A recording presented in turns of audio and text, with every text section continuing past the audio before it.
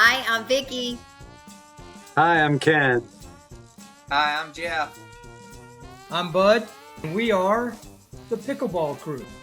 And welcome to the weekly installment of the Pickleball Crew's podcast. The Pickleball Crew is a group of pickleball fanatics based in southeast Louisiana, but passionate about all things pickleball anywhere. And wow, it has really been a busy week for the Pickleball Crew. Jeff spent the week at Chase Rigdon's youth pickleball camp at the Americana YMCA in Zachary, Louisiana, and scored an interview with Chase.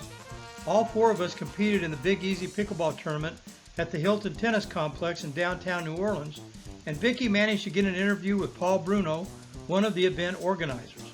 We'll start off with that interview and a shout out from one of our dedicated viewers, and then we'll get with Ken to provide us with his roundup of local and regional tournaments.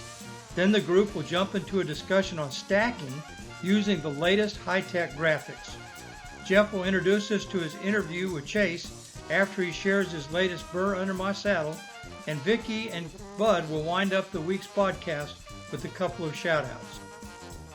And if you like our podcast, be sure to subscribe and like. And now, here's Vicki. Hey gang, it's Vicki here, and just want to say welcome to the Big Easy. Well, not just New Orleans Big Easy, but this is the Big Easy Tournament at the Hilton in New Orleans, downtown New Orleans, and we're thrilled to be here. Looks like we got a great crowd already that's just warming up. But I mostly want to introduce you guys to Paul Bruno. Great to have you here, and just wanted to ask some questions, if you don't mind, about the tournament and about the facility. So I think you were telling me it's at 400 players signed up for this weekend, this right? year we have right at 400 folks, and we're steadily growing. Last year about 380, but people seem to be coming back for our tournament. This is our 6th year in existence, and people just get excited about coming here and experiencing. Part of the thing about our tournament is that you experience something. You get to play, you get to watch people play, you get to have the camaraderie. We have folks that have been coming back here. I look forward to seeing them every year. This year, we have people from Chile, we have people from Los Angeles, Texas, Mississippi, Florida, you know, our Baton Rouge, Lafayette, et cetera, et cetera. But man, it's just a lot of fun. Yes, and so speaking of that, I know that the Hilton, you know, offers a great rate and everything else. What a benefit for them as well. Yeah, it's a big coup for them. Although they work with us and support us and help us, and we put on the tournament here, but yet a lot of these folks are staying in this hotel. So talk about a big boon for the city in that people can come here, stay in the hotel. Tomorrow night is white linen night. I'm encouraging everybody, do you play, get it cleaned up, and just walk over to Julia Street to enjoy the white linen night, which is one of my favorite occasions in the city. So this tournament seems to grow every year, and I know that now this year, I think we're occupying all of the courts. Is that correct? We have 26 courts here, and right now all of them are being played with people practicing and getting used to the courts and enjoying themselves and playing and meeting other people they wouldn't be playing otherwise, so that they can get ready for play that starts tomorrow morning at 8:30. So we're really, really excited, and you just don't get that. Everybody I see, hey Paul, how you doing, man? I haven't seen you. It's just so exciting to be part of this particular tournament, the Big Easy here in New Orleans. So there is a program that you guys have gotten involved with, and I believe it's the 8th Ward Kids, and that's to get them introduced to pickleball. Is that correct? Oh yes, this was the brainchild of Helen Siegel. Helen comes to us in one of our first meetings and says, hey guys, I want to run something by you. We want to promote pickleball with us adults, but let's do something for inner city kids. And everybody jumped on board. So I personally said, okay, this is what I want. I want to have every kid that comes to the clinic leave with a pickleball paddle and a couple of pickleballs, and I put out feelers to all of our pickleball buddies, and they have donated their old pickleball paddles, and so we are just ready to go. They're going to come in, have lunch, we're going to show them how to play pickleball, and they're going to leave with a great experience, something they've never done before. You know, pickleball here in New Orleans isn't quite so old. I'm told probably about 15 or 17 years old, and here we started this tournament 6 years ago.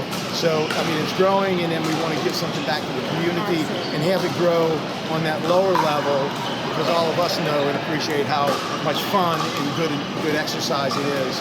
we just really enjoy it.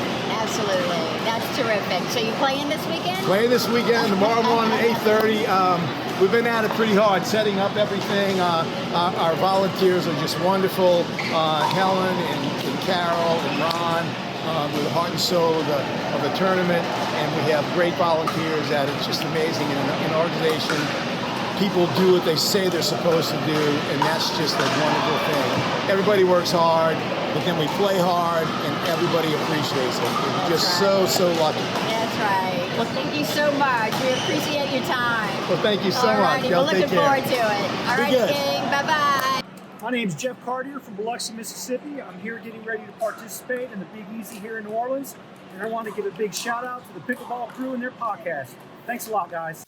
Hello, everybody. This is Bud, and welcome to the next edition of the Pickleball Crew. As always, we'll start out with tournament reviews with Ken. Hey, thanks, Bud. So this weekend, as we're recording this, is the Big Easy Tournament. We're going to try to get some live video or some video from and some interviews while we're there this weekend. So we're looking forward to it. Next weekend, August 10th through 13th, the New Orleans Pickle Fest with Drew Brees tournament. That tournament registration closed on August 2nd, closed on Wednesday. So we're waiting for the brackets to come out for that one.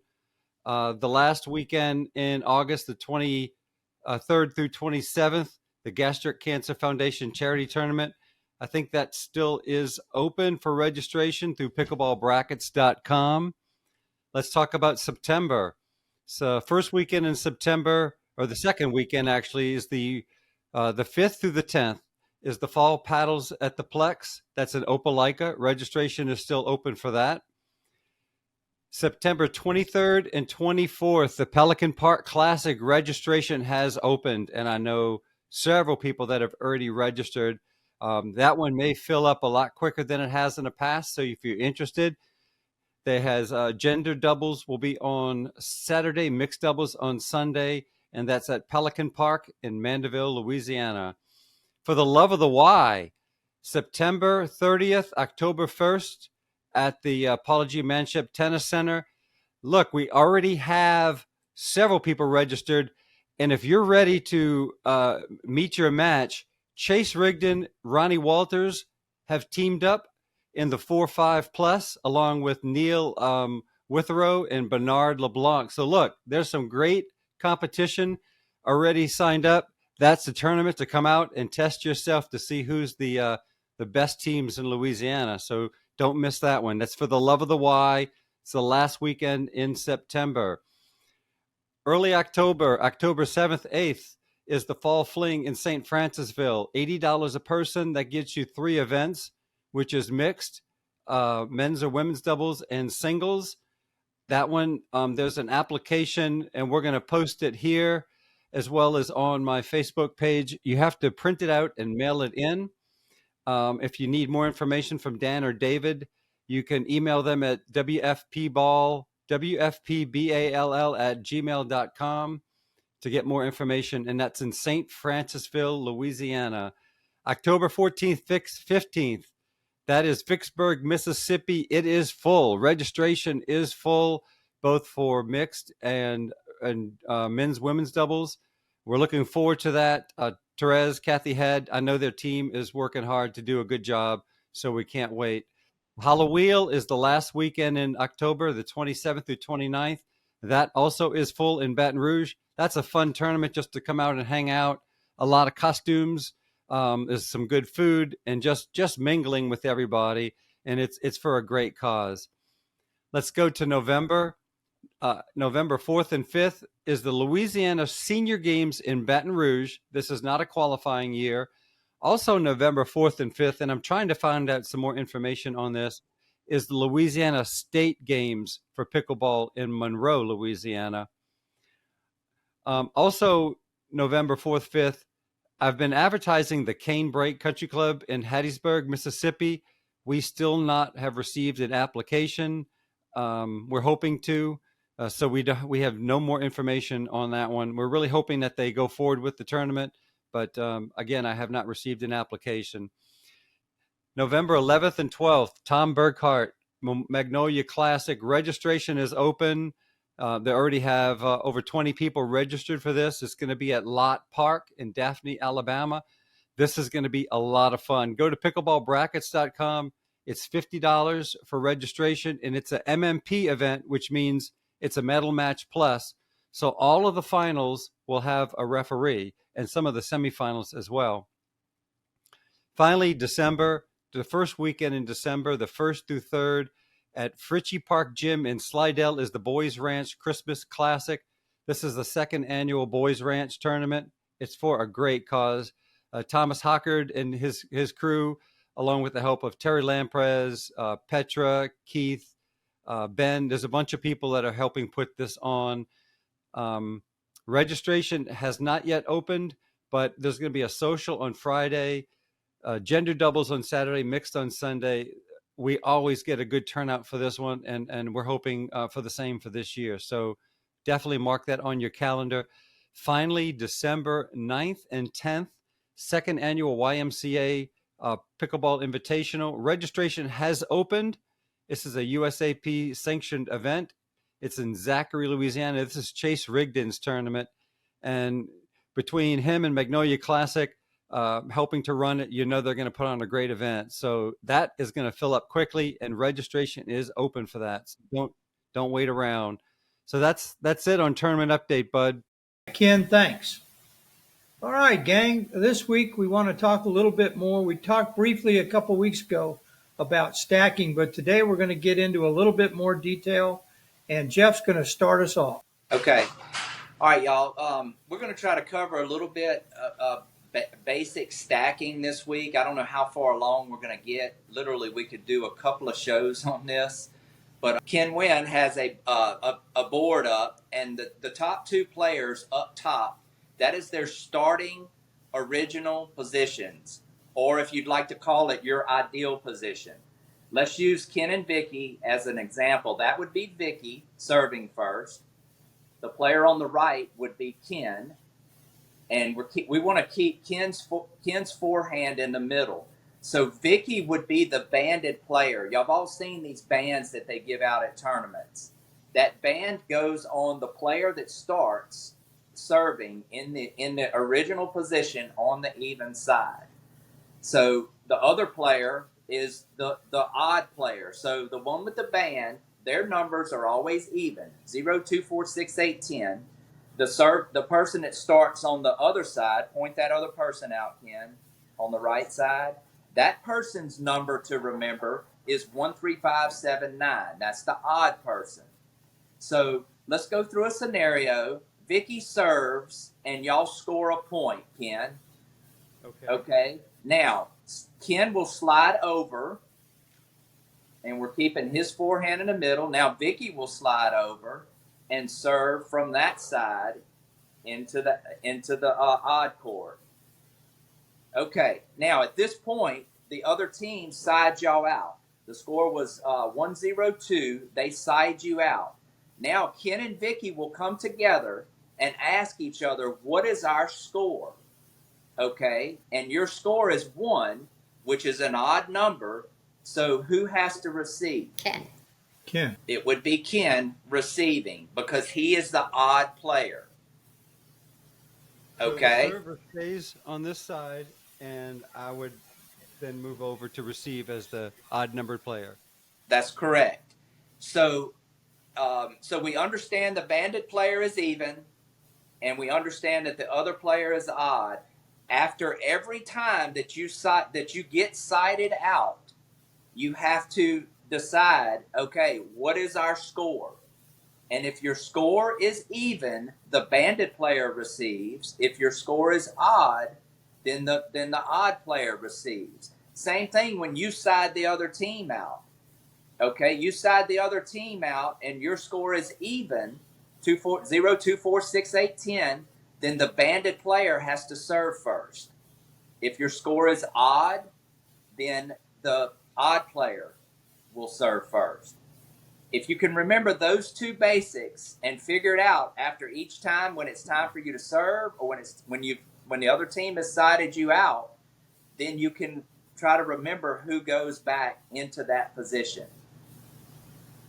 You know, I that's a hope great that's point, Jeff, of coming together at the end of each rally it's and, key, and Ken. reviewing the score, Yeah, because a lot of times you may, you know, we cross paths in the middle of a rally. You may just walk back to wherever you're standing and be in position to receive the ball, and not know it ahead of, you know, not catch it before that serve and the return goes, and then you've faulted on your return because you're in the wrong yeah. position.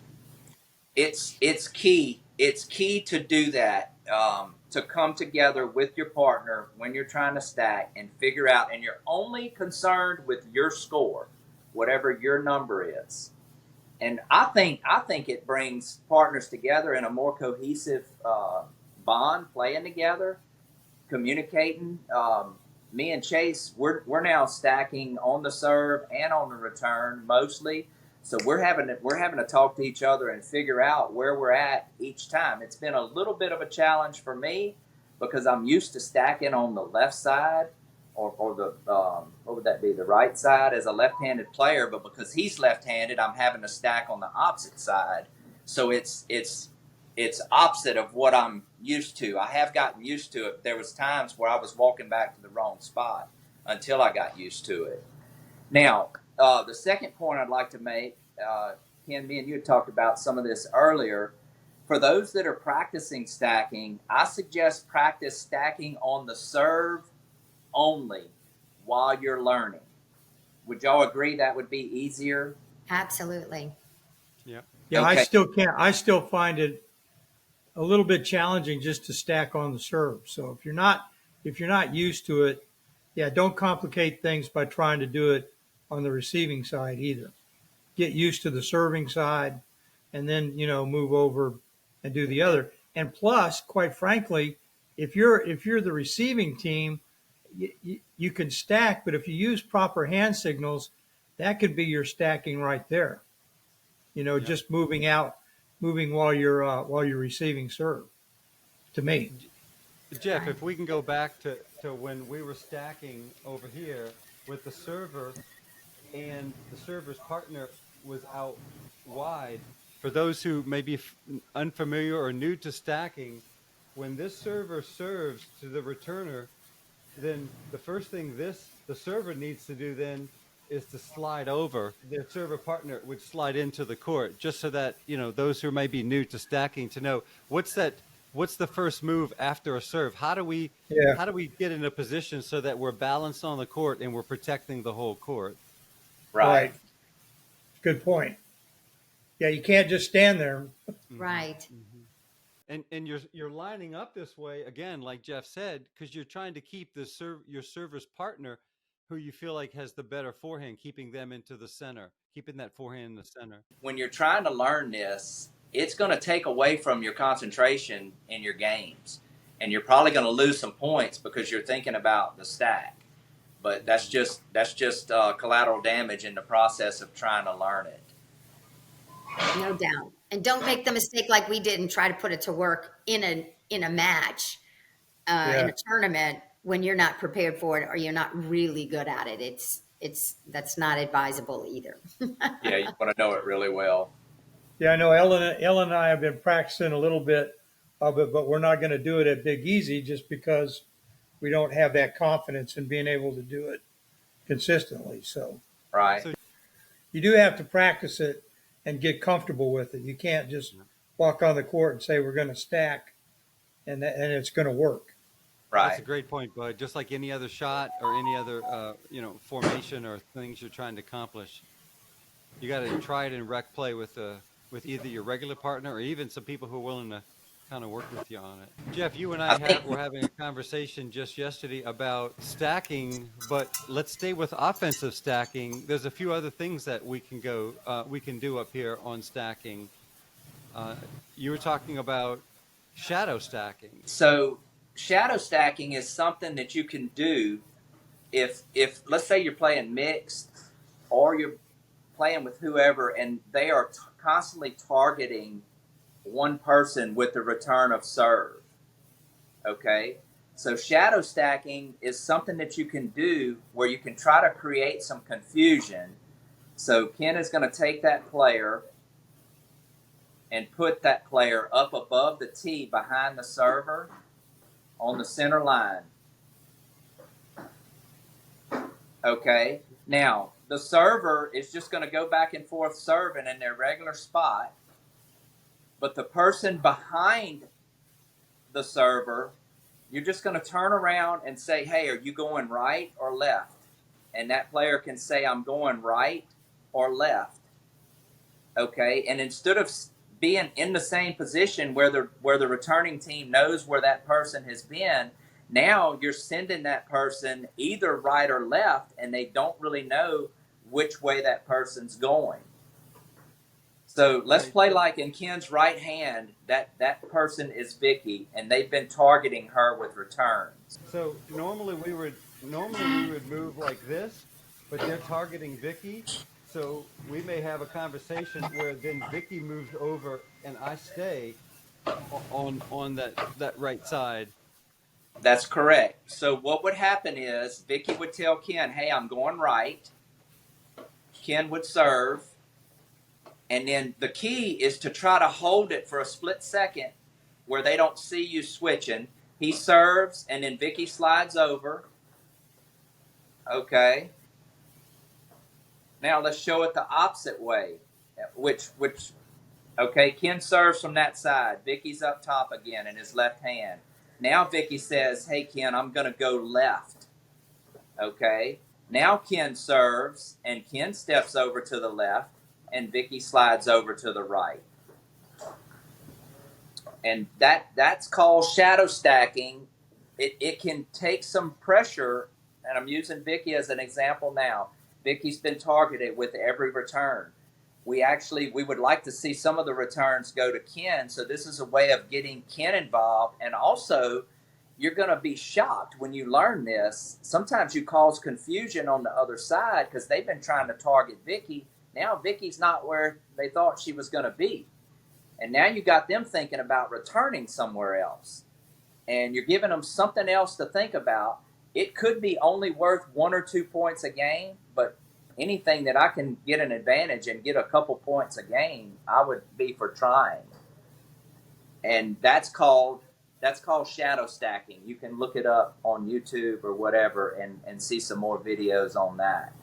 You can even cause the returner to miss hit the ball in the net, hit it out, because they're almost waiting to see what direction you're going to go, and they may be waiting too long to execute their stroke, and it just may cause a miss on the returner's part, because now you're in their head because they're watching to see what direction the two of you are going to move. So that's just basic shadow stacking on the offense.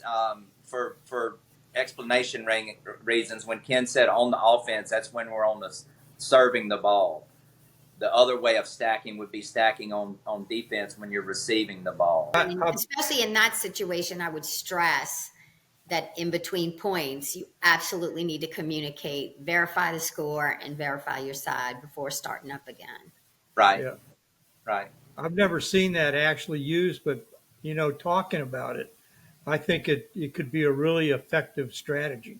Mm-hmm. No, especially when you're in a match and one of the two of you is being targeted. Oh yeah, for sure, and it helps in a lot of ways. You're giving the other team something else to think about, and you're also helping the player that's on your team that has the burden of receiving every return. Okay, and maybe they're doing that because that player has a weaker third shot drop or third shot drive, and you want to try to get the paddle, get it spread out where you can get the ball on the paddle of the other player. Can be very effective and something that I think we need to visit. I'm sorry, Jeff, finish up? I was done. Go ahead, Ken. You and I have used the shadow stacking. Yeah, as well I've used as it. I've Vicki used it and with a I few have people. Tried it a couple of times as well. Yeah, we need to play around with that stuff more at rec play than what we do, for sure, and get to where it's just second nature to us when you need it. It's just another tool in the toolbox that can help you score points. Yeah, no doubt. And anything to keep that stronger forehand to the middle most of the time, and especially in mixed doubles, Ken and I have found that that's just it's been really good. It has really helped us out a lot. Well, and let's talk about some good scenarios to stack. Molly and I, when we play, she's a left-hander, and she likes to stack on serving on offense to keep both of our forehands in the center. So there's a couple of reasons, to create a stacking scenario, other than just having one strong forehand in the center. Right. That's a really good reason, Ken. If you're playing with a left-handed player, you can stack to keep both those forehands in the center. The second good reason is in mixed and sometimes in men's, you have a guy that has a stronger forehand. Even if it's two right-handers, you want that strongest forehand to stay on that one side. You might start off, a third reason to use it, you might start off a game playing traditional pickleball where you're just serving and switching. But all of a sudden, and Vicki, I'm going to always use you as my guinea pig. Say me and Vicki are playing together, okay? And we get in a scenario where she's crossed the court dinking. It could be a guy, it could be a lady, but she's winning a lot of those points, okay? We've been going traditional, but then I might say, Vicki, you just won three points against him. Let's stack you on that side to keep you cross court from that particular person, and we just keep stacking you there, and we might reel off 3 or 4 points where you win, or we might be in 4 out of 5 points where you're taking it to that person in a cross court dinking situation. Another reason, similar to what I just said, would be I may want to be or put Vicki straight in front of the lady and not have her. The guy sped it up straight in front. Vicki and a guy are straight in front of each other. Yep, and he's done taking it and sped it up at you 3 or 4 times. Okay, now we might want to stack you on the other side to get you away from that for a little bit. And sometimes, y'all, it's just a little minor adjustment. Stacking, you might stack 2 or 3 times to work through something to either give you an advantage or get away from a pattern that you don't like. And it kind of gets you over the hump and kind of gets you on down the road scoring a few points. Another time is Jeff and I, you've used it, you've suggested it, and we've used it. You've lost 3 or 4 points in a row, and all of a sudden you just want to give them a different look. So it's like, let's stack for a point or two here, just to give them something to kind of divert their attention for a second. It's a new look, and they're going to have to figure out how to deal with us in this different position. So, yeah, I like that, Ken. So that happens a lot. Let's say I fall behind 0-3, 0-4, 0-5. Okay, we're down 5-0, and we're in the same position because we haven't scored any points. So the other team obviously has some kind of rhythm or something going on against us that they like or that's working for them. So when you're down like that, just walk back and say, hey, we're going to stack 1 point. Let's get each other on the opposite sides, stack 1 point, and see if we can score a point here and get this train rolling. You'd be shocked. Once again, I'm not going to tell you it works all the time, but I've seen it work 6, 7, 8 times out of 10 for the most part by doing something different. Absolutely. And good things to practice. You just don't know when you need it. And, you're out in rec play, practice. Make a day that you're going to say, today we're going to stack and we're going to practice it and get really used to it. And that way, when you have to use it, you're much more comfortable with it. So when you're playing, have you have a lot of stacking experience? When I played at Crossgates, Johnny Venesia is a left-hander, and he likes to stack all the time. Mm-hmm. And that's where I got my exposure to it. I like it. My problem is I lose track of where I'm supposed to be a lot, and I need somebody to remind me, no, bud, you need to be over here. And Johnny's very good with it. I mean, he does it all the time. Even when he played with Greg Eisman, who is a really good player, they stacked all the time. And see, Johnny's done it for years, so it's second nature to him. Yep. So I encourage players to. It invariably is going to happen. They're going to get in a game, try it a little bit, get confused, and then they're going to go away from it. But you should that's stick a problem with. Ellen and I have. We get we start off stacking, but she and I too get a little frustrated with not being in the right place, and you have to deal with that, and we just say let's just go back and play the traditional way. Right. But I agree. I think you just got to go out at rec play and say, look, no matter what, we're going to spend the day stacking. Yeah. Today is stacking day, Yeah. and just go for it like that. Yeah. And just work on it. And Yeah, I've seen, go ahead, Ken. I think Jeff's suggestion early on in this conversation about after the rally is over, come together and say, what's our score? You got Yeah. to. I think you're almost not going to fail at that point because you know that, where the odd player needs to be, where the even numbered player needs to be, depending on your score. So, Well, Ken, some of the pitfalls of that stop that from happening, a long rally, and you forget kind of what's going on. You're excited after the rally, win or lose, or you're disappointed when you lost. Or you had to switch. Oh, you had to Yes. Yes. Yeah. But and then I see, hit a bad shot, and you're so focused on that bad shot, and you got to flush that and get it out of your system, and immediately go to your partner. All right, where we're at, what's our score, to figure out, because the next ball's coming. that's right. Because I've had it happen to me in a tournament where we were stacked in the wrong spot, and it was at a crucial time in the game. And the other two players that I was playing against knew that we were not stacked properly. They won a point. So when they won the point, they didn't say anything to us. Ball got served again, and they lost that point. And then that's when they brought it to our attention, and they won that point. So it's crucial to get whatever's happening. When the point ends, you have got to come together with your partner, figure out what your score is, and then you can get aligned properly. Almost whether you're stacking or not, if you've had some long points and you're moving across the court, it's almost like you hold your hand up with your back to the net and say, hey, let's come together after each rally and make sure we're in the right spot. It's easy to be in the wrong spot and you weren't stacking at all. So, Yep.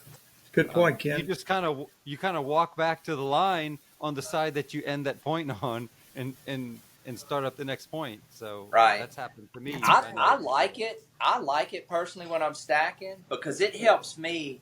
We don't want to drag bad points behind us.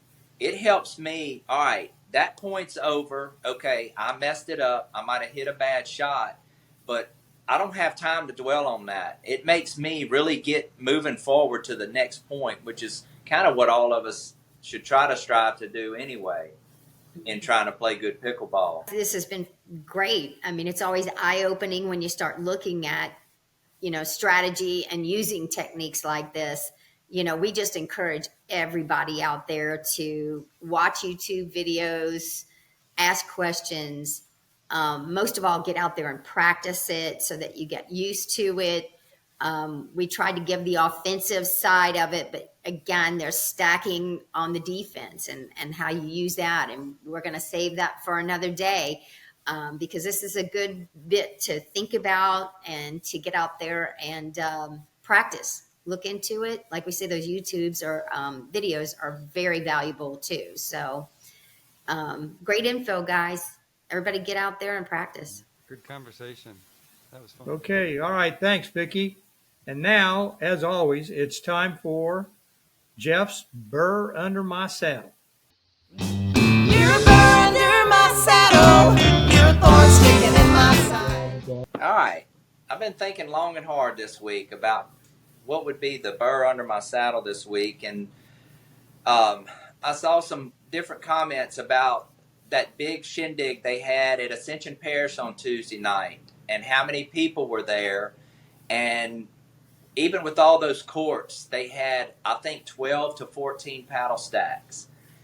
And there was some griping about all the paddle stacks. People, this sport is exploding off the charts. We know how much we love it, so we definitely want to share it with everybody out there. You can find, if you're willing to drive a little bit, nowadays we have tons of places to play.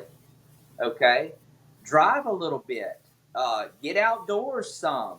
There's always courts outdoors open for the most part because it's so hot. There's plenty of open courts. People will get tired and go home. You can get all the play in that you want.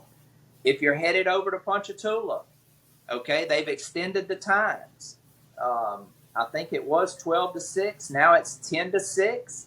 I suggest to you, if you don't like the crowded times, get there early or arrive there late. Don't go to Ponchatoula at 2 o'clock, 2:30.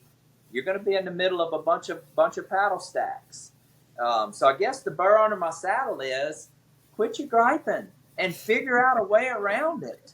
Okay, but people, I guess if you want to gripe about it, come gripe to me about it. I always hear about all the stacks, but it doesn't bother me. I'm excited because I see so many people playing pickleball, and I think it's great. That's right. So I don't know how good of a burr under my saddle that was, but that's what I got for this week.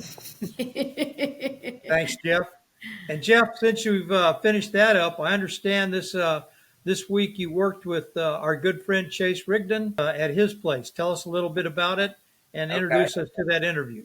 Yes, I had a great opportunity. I was asked by Chase a while back. He had, I think, like 5 to 7 of us coaches.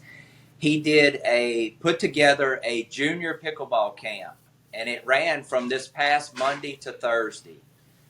We had right at 50-something kids that were in the camp, and it was a great opportunity for all of us to get together with. I think our youngest out there was 5. The oldest was 15. We had them broke down in groups of beginners, intermediate, and advanced, and we just had a really good week. It was hot out there, but the kids held up really well, and I got a chance. Bud came over, got a chance to do an interview with Chase. So hopefully we'll get to see that. Let's listen to the interview with Jeff and Chase. We're live. All right, Jeff Fouché here with the Pickleball Crew. I've been working a camp with Chase Rigdon all week. It's pretty much, as far as we know, the first junior pickleball camp with as many players as what we've had. We've had about 50 here this week. Chase has got 7 to 8 coaches lined up. So we just wanted to sit down with Chase a little bit and let him talk about maybe how this idea came to be. Yeah, so I've had a lot of junior pickleball in Zachary, so I've been trying to make this happen for a while now, but we haven't really had the number of players. I did one earlier, late last year in December, where we did a little after Christmas pickleball camp. We had around 37 to 40 players, so it ended up being a pretty good group. But this year I wanted to go a little bit bigger, but we had 50 to 60 players. It's tough. It ended up being the hottest week, but Has been hot. It's been super hot. And a lot of these are my tennis players from Zachary, and they love to play pickleball and tennis. And so they were super excited when they found out I was doing, the last week of summer, I was doing a junior pickleball camp. So we started the first day. You kind of knew a lot of the players, and tell them how you broke it down as far as groups that we had.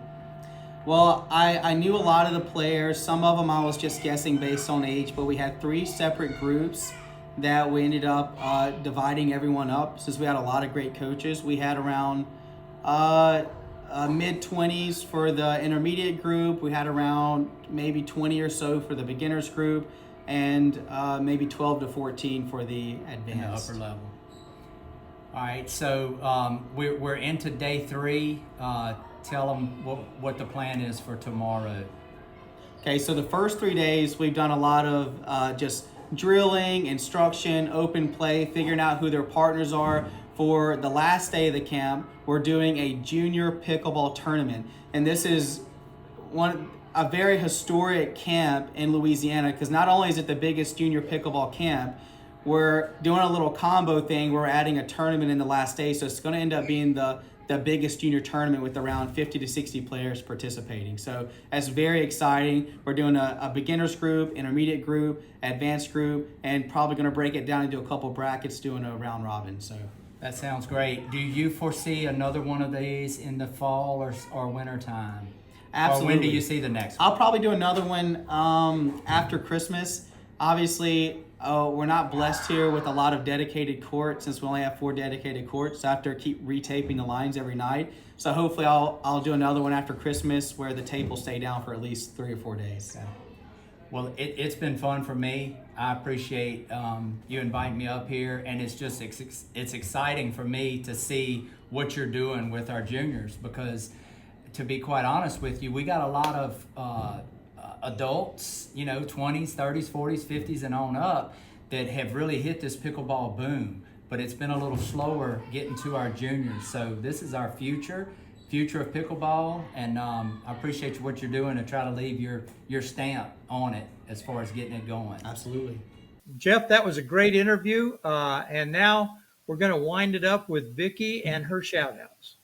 All righty. Today I just got one shout out myself, and that is for all of you players out there that are getting ready for Big Easy.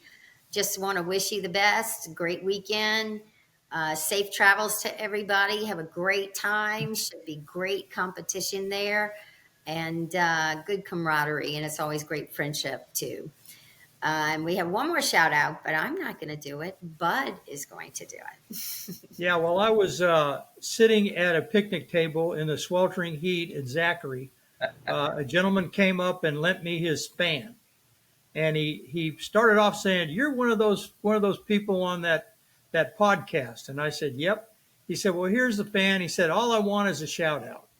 So Mo, here's a shout out to you for letting me use your fan. Thanks a lot. It was greatly appreciated. Come on with us sometime, Mobo. Come on with us sometime. Join us. All right. Well, folks, that's the podcast for this week. As always, we enjoyed having you here, and we have a lot of fun doing this. So stay tuned for the next episode next week. Everybody, say goodbye. Hi. See ya. Next week. Have a great weekend at Big Easy. Well, that's it for this episode. We hope you enjoyed it.